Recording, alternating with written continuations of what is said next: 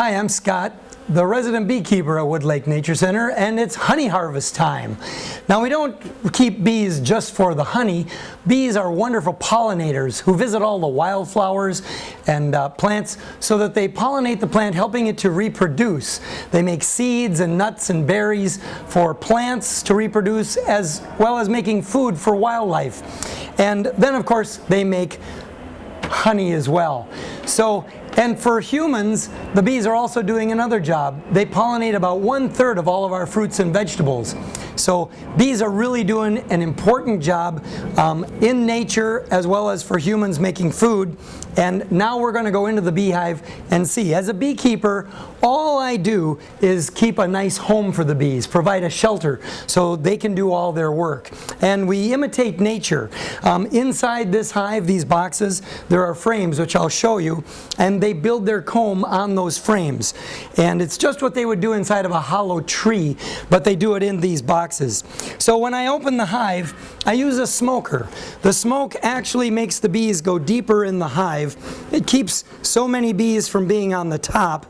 And for some reason, when bees smell that smoke, they go in the hive and start eating honey, which they don't really want to go out and sting anybody then. I'm also wearing protective gear, as you can see, my helmet and veil, and my bee suit and gloves, so that I've got extra protection. And you'll notice I don't wash it throughout the season, because the bees, when they do fly out, they recognize the smell of this suit, as I visit this hive once a week throughout the honey season, roughly mid-April through the end of September. So now that I've got the smoke in there, I'm going to remove the outer cover, which I'll set over here. Then there's an inner cover, which I need a hive tool to loosen up the hive as the bees try to glue everything together with a special glue that they make called propolis. And this is a honey super on the top. This is where the bees produce excess honey. So remember, the bees aren't making honey for us. They're making honey for themselves. When there's no flowers in the wintertime, they'll have honey, which is made from the nectar of the flowers, to eat all winter long. When they have these bottom boxes full of honey, I add extra boxes on top, giving them extra cupboard space. And luckily, there's no bee accountants to keep track of how much honey they have. So they continue to fill the cupboards as long as there's space and as long as there's good flowers producing nectar. So if I add more boxes, they make more honey. Now right on top here, I've got lots of bees, so I'm going to give them a little smoke.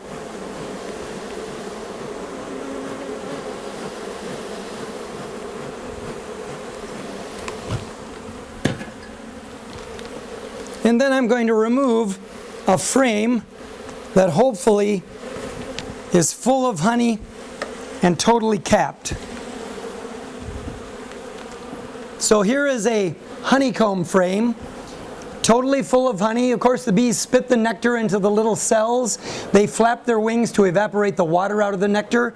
And then once it's fully formed into honey, they cap it with a wax cap. The wax comes from special glands on the worker bees' abdomens.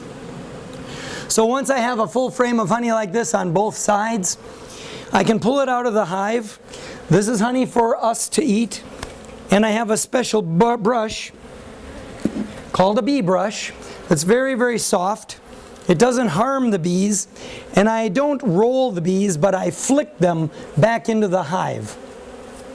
I want to get the bees off of the honeycomb, back into the hive, with a gentle flicking motion until there are no more bees on the frame. Once I have the bees off the frame, I can move away from the hive. The bees will go back to the hive, hopefully.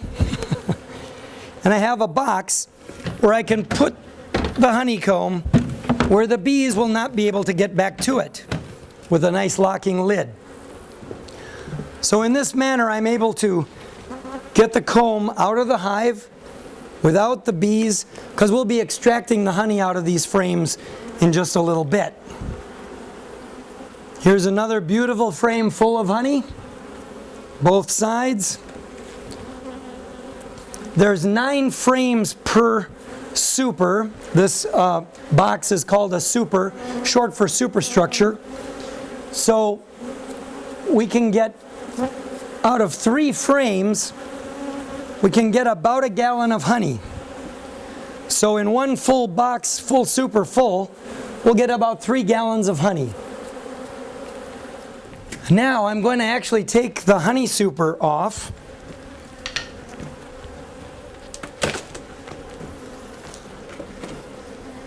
So I can show you what's going on down in the brood chambers. So these deeper parts, these deeper boxes, are the brood chambers. That's where the queen is living. And of course, this is really one family of bees. It's got the mother bee, which is the queen. There's only one queen in this hive. All the worker bees that you see flying around are her daughters, little girl bees. And there are a few drone bees, which are her sons. Now the drones don't do any work for this hive. Their only job is to fly out and mate with other queens from other hives. So the drones really don't help this hive at all. And I've got this queen excluder, which is a screen that keeps the queen downstairs because she lays eggs in the cells to have new babies pretty much every day, and she can lay up to 1,000 eggs a day. We don't want her climbing up into our honey to lay eggs. Otherwise we'd have larvae and pupa in our honey, and that wouldn't be a good thing. So we've got this queen excluder that the workers can crawl up through, but the queen cannot. She is too large. Then I'm going to show you just where the bees are making their honey that they have for the winter time, because they will fill these deep boxes early in the spring, and by this time they've got these large frames full of honey. You can see they were having brood in here in the center. The way the bees organize it, the queen lays eggs in these center cells, and the bees fill the outer edges in the corners with honey. That way they can feed the larva the honey from here, and the workers do all of that. So once a larva hatches out, the worker bees will feed it the honey. Once it grows, they'll cap it off, it pupates, and then chews its way out to become an adult bee. For the first 3 weeks, that bee will take care of other baby bees, and then for the last 3 weeks, the next 3 weeks, it'll actually go out to flowers and bring back nectar and pollen to make honey, and they eat the pollen as a protein, and then they die. So a worker bee only lives 6 weeks during the summer months, and the drone bees live about 2 months. The queen can live 2 to 3 years. So that's how they kind of organize the hive, both sides. Now they're filling this with honey for the winter. And I'll let the bees use the next month and a half to finish doing that. I'll see if there's any eggs or larvae left in this hive, because normally they fill honey at the outside edges and the center is retained for the larvae and the laying of eggs. And here we can see a large frame with lots of bees on it, but I'm seeing that they're spitting nectar into all the frames. There are no more larvae or pupa left. So this time of year, she has pretty much stopped laying eggs for a while because there are about 50,000 bees in the hive. If you notice the small cells, those are worker comb. These larger cells are drone comb. So when the queen lays a fertilized egg in these small cells, it turns into a little girl bee or a worker. When she lays an unfertilized egg in one of these larger cells, it turns into a male bee or a drone. So that's how we get the 2 different kinds. She lays lots of girl bees and only a few thousand drones during the course of the summer. Those drones never come back to the hive once they fly out to visit a queen somewhere. They die in the process of mating, or they run out of gas looking for a queen. They never return to this hive. So that's what's inside all of these boxes. And now we're going to take our honey that is in the blue container there. We'll take it back into our kitchen where we'll decap it and actually extract the honey from the comb. Okay, now we've taken the honeycomb frames in this blue box, brought them inside, leaving the bees outside. And I can take the frames out, and we need to remove the wax caps before we can put it in our honey extractor. So to remove the caps, I'm going to set it in this tray. It's actually a cake pan. And I have a decapping comb. It's a little comb that works kind of like a hair pick, and I'm just going to gently scratch the wax caps off of the honeycomb, exposing the honey inside. Now it's always best to do this on a day when it's nice and warm out. It's about 75 degrees today. That's just perfect. 75 to 80 degrees is really nice. If it goes below 70 degrees, the honey gets so thick that it doesn't want to come out of the comb very easily. I just scrape off the wax, removing the caps, and then put the caps on the pan. A little of the honey might drip out in the pan. The wax has honey residue on it, and I'll actually put this pan back outside with the bees when I'm done, and they will eat the honey off of these wax caps and put it back in the hive. So nothing is wasted, and I'll be left with some dry wax that I could use if I wanted to refine it to make candles or to make cosmetics, lotions, as beeswax is a really wonderful product that goes into a lot of our cosmetics and lotions. And the comb itself, I'm going to leave intact. I'm just removing the caps. I'm not damaging the comb. Some beekeepers take the entire comb out, but I'm going to just remove the honey, and then I can put the comb back in the hive next year, and it'll save the bees a lot of energy. It requires the bees to eat 8 pounds of honey to produce 1 pound of wax. So it takes a lot of energy to produce the wax, and I want to let the bees get that, save that energy and just produce more honey. So I'm going to let them keep the comb, not have to rebuild it, and the wax comb will last for several years before it gets too brittle, and then I will actually scrape it off and let them build new comb. So there we have a decapped comb, honey exposed on both sides. I'll put it in our extractor, which has a basket down inside. It's a stainless steel drum with a rotating basket that's hooked to this handle, and the basket holds 3 frames perfectly in there. Once I get 3 frames in there, then we'll spin the honey, and the centrifugal force will force the honey from inside the comb cells out against the sides of the basket. And then we have a little honey gate down here, a valve that we can open that will let the honey come out.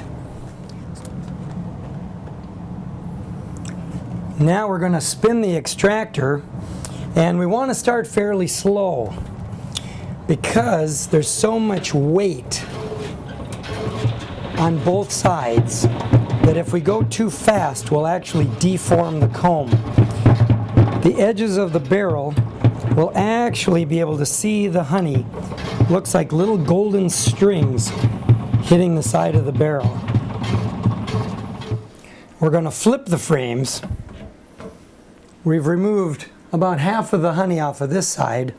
Now we're going to take the honey off the other side, because if we spun it too fast, the weight of the honey on this side would actually try to push the comb and deform or bow the comb out that way, and that wouldn't be good. So then I put the extractor on the stand, which will tip it so all the honey runs down to the honey gate. And then all we use is a kitchen strainer and a pitcher, a 1-gallon pitcher, and we're going to strain the wax out. And there's the delicious honey comes flowing out from inside the extractor. And then from this pitcher, we can put it directly into bottles. And that's all we do to the honey. Just strain it and it's ready to eat. No heating. Heating of honey actually changes the chemical bonds of the sugar molecules, which gives it a longer shelf life before crystallization, but it also can kill some of the valuable enzymes, which makes honey really healthy and nutritious. So here's the honey all strained, just minimally strained. to get the wax particles out. And now we're going to bottle it. If I wasn't going to bottle it today, I would actually put it in a bottle with a lid, because honey is hygroscopic, which means it's got so little water in it, it'll actually absorb moisture from the air and get more liquid, which can cause fermentation. So we don't want it to gain any water from the air, so I would seal it in a bottle like this until I was ready to bottle it. And then once it's in the pitcher, I can take a bottle and just gently pour it